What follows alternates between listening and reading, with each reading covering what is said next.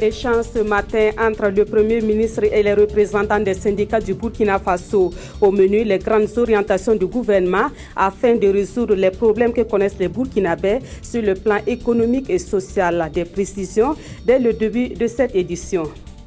Dans ce journal, nous parlerons de la journée internationale de la langue maternelle.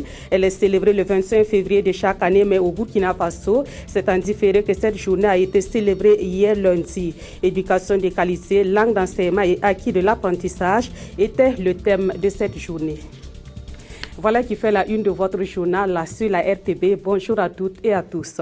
Le Premier ministre a expliqué les orientations de son gouvernement en réponse aux préoccupations des travailleurs et à la lutte contre la pauvreté. C'était au cours d'une rencontre tenue ce matin même à la primature entre Paul Kabatsieba et les représentants des différents syndicats du Burkina Faso. Ce face-à-face est aussi une façon de privilégier le dialogue social dans la résolution des problèmes socio-économiques auxquels les Burkinabés sont confrontés. Le point de la rencontre avec Mokhtar Ouedraogo et Abdelaziz Yagibou.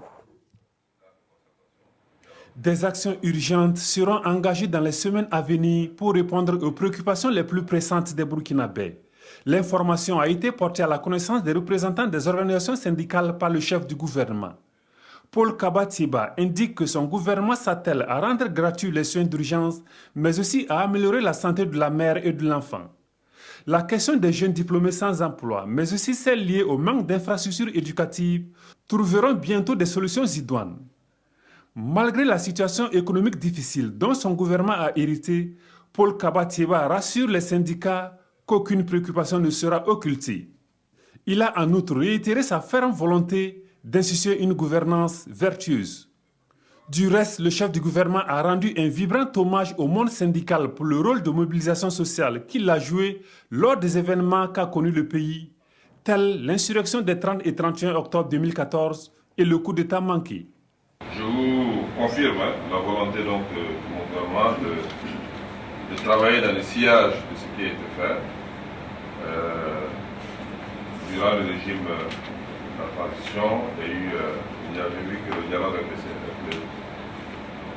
les organisations syndicales a été fructueux, a été constant.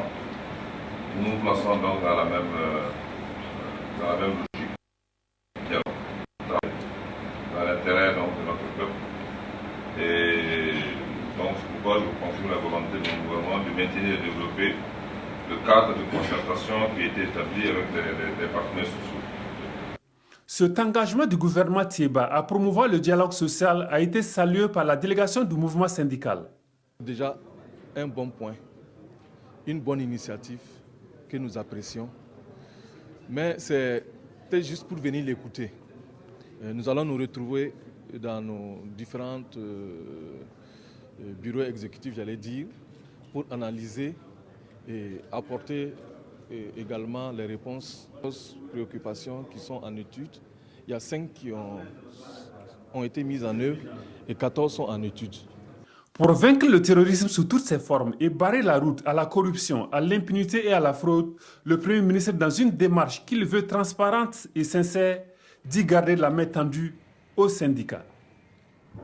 Du côté des élèves des établissements d'enseignement technique de la ville de Ouagadougou, l'heure n'est plus aux négociations. Ces élèves veulent des actions concrètes et exigent la satisfaction de leurs revendications. Ils l'ont dit ce matin même au ministre de l'Éducation nationale et de l'alphabétisation. Mais avant d'arriver au MENA, les élèves ont marché à travers la ville de Ouagadougou pour exprimer leur mécontentement. Daouda Ouattara et Monkoun Dabiri.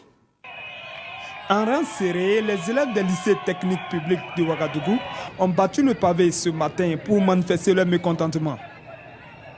Ils revendiquent la satisfaction de leur plateforme. Une plateforme qu'ils disent avoir déposée auprès des autorités le 26 janvier dernier et qui serait restée sans suite. Le début de l'année, il n'y avait pas de matière dure et que c'était les anciennes matières dures de l'année passée qu'on utilisait. Et vous savez également que la matière de l'année passée, ça, on l'a obtenu après une lutte. Donc, s'il faut chaque année qu'on fasse une lutte pour nous envoyer de la matière dure, nous aussi on est disposés à le faire. La deuxième préoccupation, c'est nos diplômes, la reconnaissance de nos diplômes lors des recrutement direct de la fonction publique. Ici, de ces établissements, les manifestants se sont rendus au ministère de l'Éducation nationale et de l'alphabétisation. Venu à leur rencontre, le premier responsable du département a souhaité échanger avec les responsables du mouvement. Mais pour les élèves, l'heure n'est plus à la négociation. Que nous avons des réponses. Mais ces réponses, comme je l'ai dit, je ne peux pas les donner dans cette atmosphère-là. Il faut que nous sommes un ministère qui a en charge l'éducation et la formation des gens. Il faut que cette éducation commence par ce genre de mesures. Si j'accepte de discuter dans la rue, quel signal je leur donne? Qu'on peut discuter dans la rue et qu'on peut résoudre les problèmes dans la rue. Ce n'est pas le sens que je donne à l'éducation. Quand on est responsable, on organise ses troupes, on délègue des responsables qui viennent discuter en toute connaissance de cause. Toutefois, le ministre Jean-Martin Coulibaly a réaffirmé sa volonté de trouver une solution aux problèmes posés. Mais cela ne saurait se faire que dans la discipline, a-t-il conclu. Au département de l'enseignement supérieur, l'année 2015 a été une année de réformes pour le Centre national des œuvres universitaires. Des réformes entreprises par le CNU pour améliorer ses services et gérer avec efficience les ressources qui lui sont allouées. Grâce à ces réformes, le Centre national des œuvres universitaires a engrangé plusieurs acquis selon ses premiers responsables. Ces acquis et les perspectives du CNU ont été présentés à la presse hier à Ouagadougou. Des précisions avec Amadou Ilboudo et Tanga Kafandou. Le Centre national des œuvres universitaires dans une dynamique de réforme. Des réformes portant sur la gouvernance administrative et financière, la rationalisation et la modernisation de la gestion de l'institution et dont les détails sont contenus dans ce document présenté aux journalistes. Entamé en 2015, ces réformes ont permis, selon le directeur général, une gestion efficiente du budget.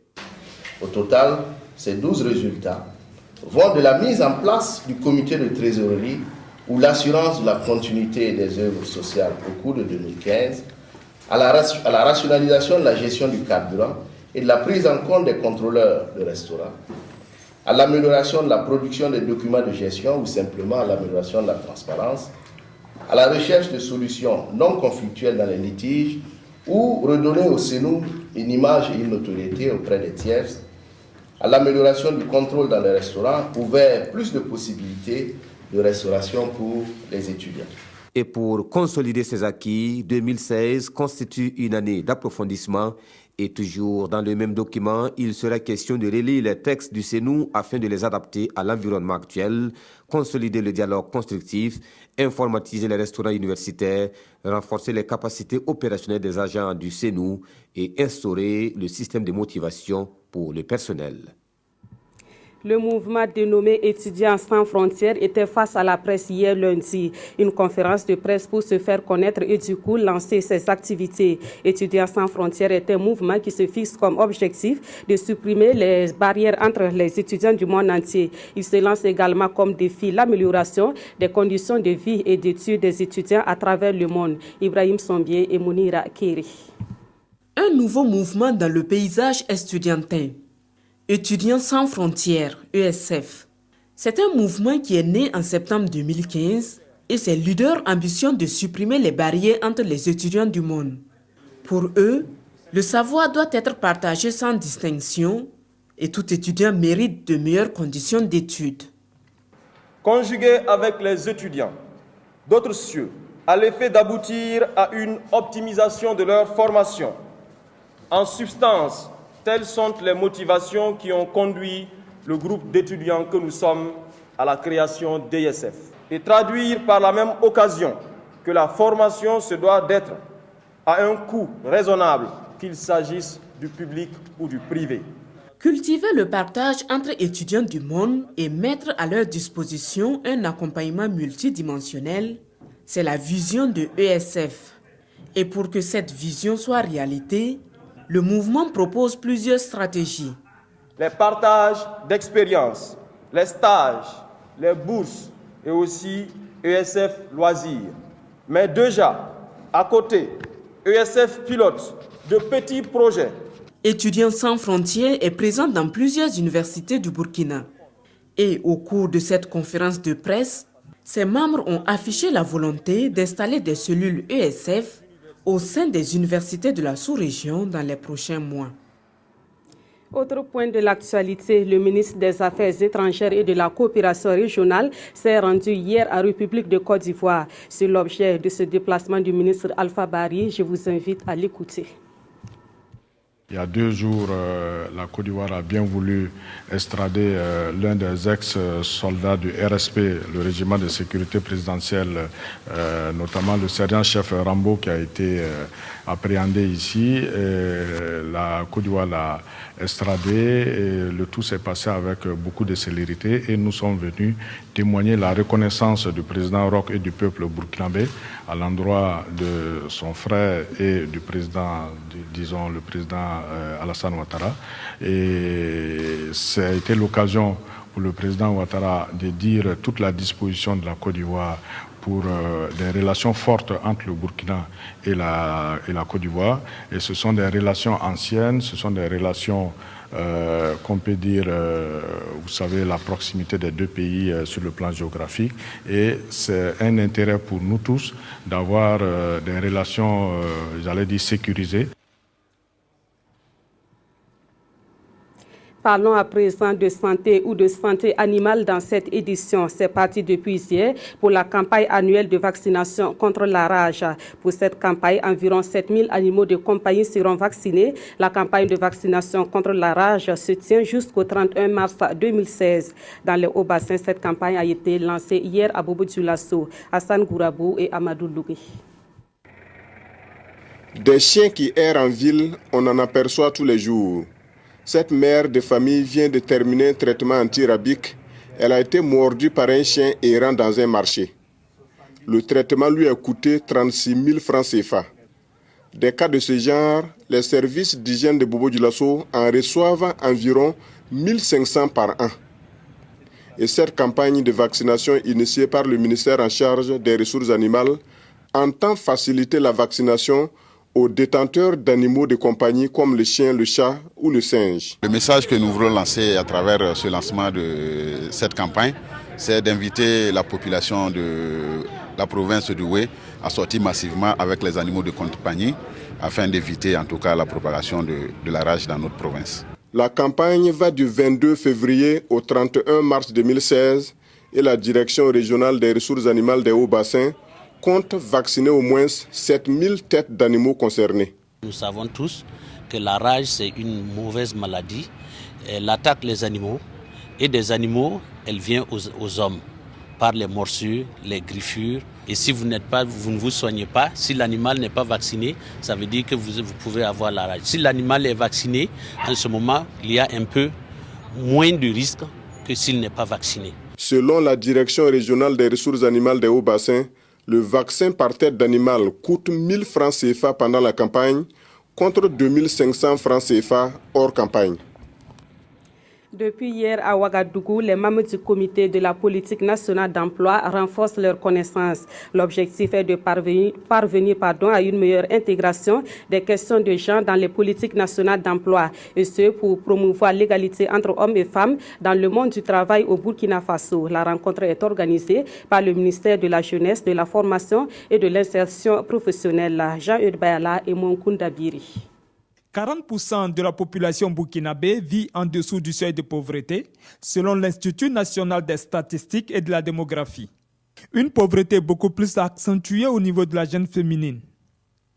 La situation différenciée selon le genre révèle la non-prise en compte de la parité homme-femme dans la politique nationale de l'emploi. Et cette rencontre vise à outiller ces acteurs en vue de rectifier le tir. Il y a certainement des actions qui ont été faites par le passé, mais quand on fait le point, il y a lieu de les renforcer, il y a lieu de les consolider pour que véritablement cette frange importante de notre population, que sont les femmes, qui sont des actrices de développement, puisse être suffisamment prise en compte. Pour le Bureau international du travail, ce rendez-vous est une opportunité pour le Burkina Faso d'intégrer la question genre dans sa politique d'emploi. Et vous savez que ce n'est pas les mêmes opportunités qui sont offertes aux jeunes hommes et aux jeunes dames quand ils pénètrent le monde du travail ou quand ils veulent bénéficier d'une formation professionnelle. Je pense que lorsque l'on va formuler la politique, on va essayer vraiment de faire une attention qu'ils bénéficient de manière équitable, tous les deux, c'est-à-dire jeunes hommes, jeunes femmes, hommes et femmes, des mêmes chances et des mêmes opportunités. Les recommandations issues de cet atelier devront être prises en compte dans le guide de la politique nationale de l'emploi en cours de lecture en vue de lutter contre la pauvreté. Dans l'actualité également, la 3e édition de la Foire nationale de Kienfangé a refermé ses portes le dimanche dernier. 4 jours durant, les exposants ont donné à voir les potentialités agro-silvopastorales du Burkina Faso. À la cérémonie de clôture, les meilleurs exposants ont été récompensés en nature et en espèces. La Foire agro-silvopastorale de Kienfangé est une initiative de l'Association pour le développement du monde rural. Le reportage de Paul David Bambara et de Adama Koulibaly. Après 4 jours d'exposition, les meilleurs stands ici à la Foire nationale de Kienfangé sont récompensés.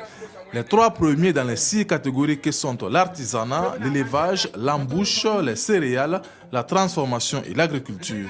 Ils reçoivent 250 000 francs CFA et une charrette pour les premiers, 100 000 francs et d'autres matériels pour les seconds. Moi, je fais le maraîchage. Mais quand je suis venu ici, j'ai découvert autre chose que moi, je n'avais jamais vu. Donc, ça me donne en tout cas l'envie de faire plus. Une édition qui a reçu la participation de plusieurs centaines d'exposants venus des 13 régions du Burkina Faso avec des produits de belle facture. D'une foire communale à une foire nationale, nous pouvons être satisfaits. Également, vous avez vu le nombre de participants. Très élevé cette année, nous sommes à 300 et quelques stands. Les chercheurs étaient là ce matin, ils ont apprécié la qualité des produits présentés par tous les exposants. Pour le parrain, c'est une initiative qui vise à soutenir les producteurs qui participent au développement du pays, d'où son soutien. Je vois des machines vraiment qui travaillent, fabriquées même par nos travailleurs du Burkina, par nos cultivateurs. Et encore, j'ai vu l'élevage, côté l'élevage était vraiment dépassé.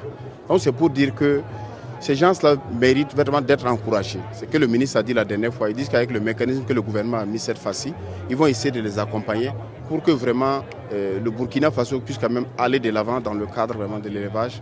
En outre, des prix d'encouragement ont aussi été décernés. L'ambition de l'ADMR, l'Association pour le développement du monde rural, est que l'édition de 2017 soit une édition internationale.